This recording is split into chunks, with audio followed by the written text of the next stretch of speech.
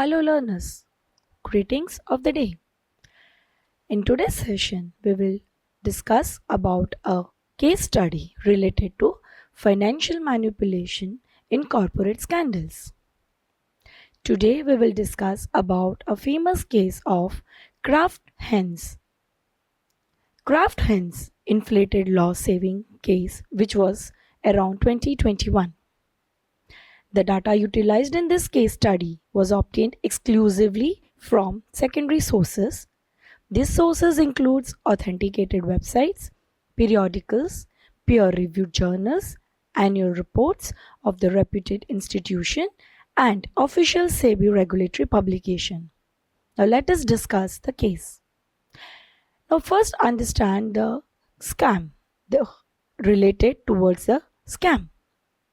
The alleged accounting and earning management schemes at the Kraft Heinz Company was exposed by the US Secretary and Exchange Commission, that is SEC, after it launched an investigation into the company's accounting practices.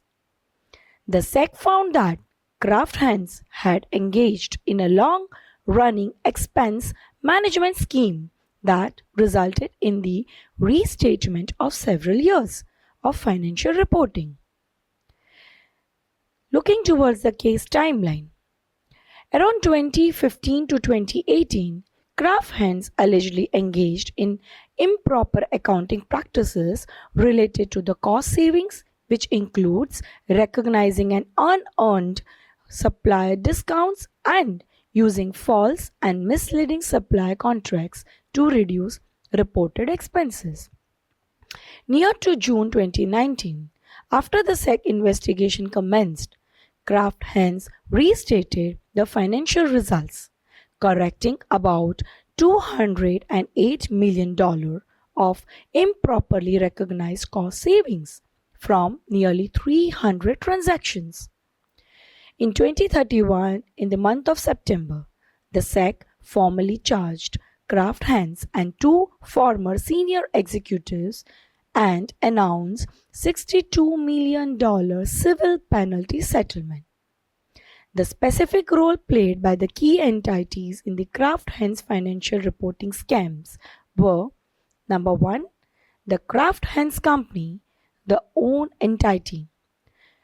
Basically, the perpetrator of the overarching scheme was to objectively to manipulate the financial reports by artificially reducing the cost to goods sold and inflating adjusted EBITDA, which is called a key metric for investors. This method was a year-long improper expense management scheme. Second, Eduardo Pelizin, who was the former COO, whose role is the executive oversights and enabler.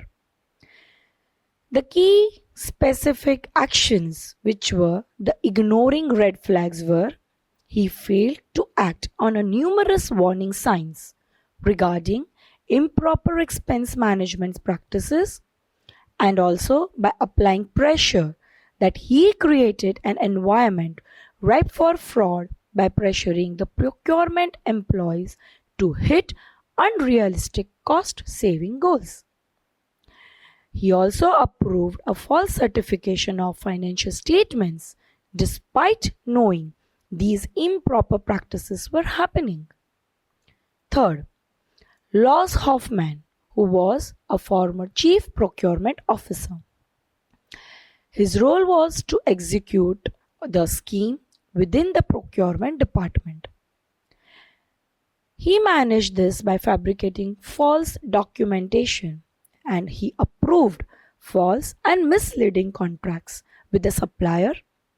These contracts were used to prematurely recognize cost savings that hadn't actually been achieved. He also certified the company's financial statements during the period and misconduct was occurring, which was a sign of false certification. Now, what can be the impact on the investors and the market confidence?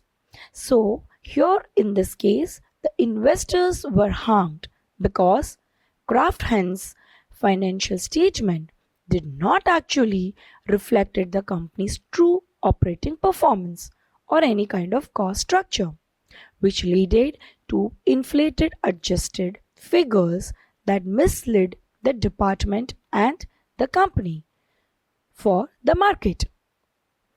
Upon disclosure of the risk statements and SEC investigation, the company experienced a reputational damage and analyst confidence was shaken as previous financial performances metrics were revised to correct the improper recognized savings.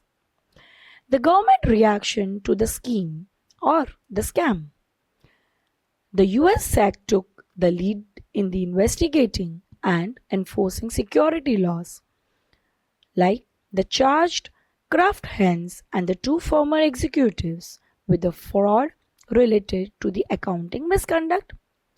Also, the Kraft Heinz agreed to pay the penalty of $62 million civil penalty and to cease future violations without admitting or denying the sex finding.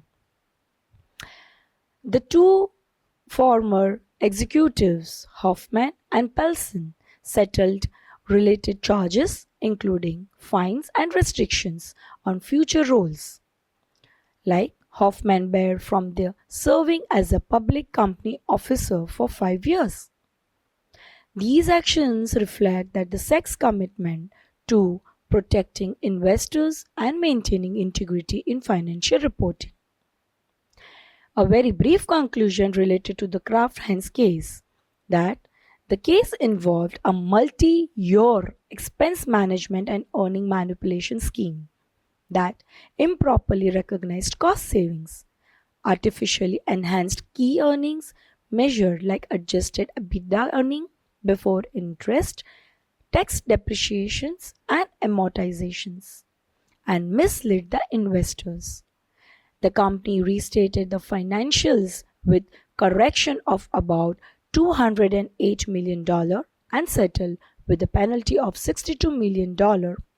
The two former executives were also penalized and sanctioned, underscoring the importance of accurate financial reporting and effective internal controls. I would like to end my session. Hope you had a great day. Thank you.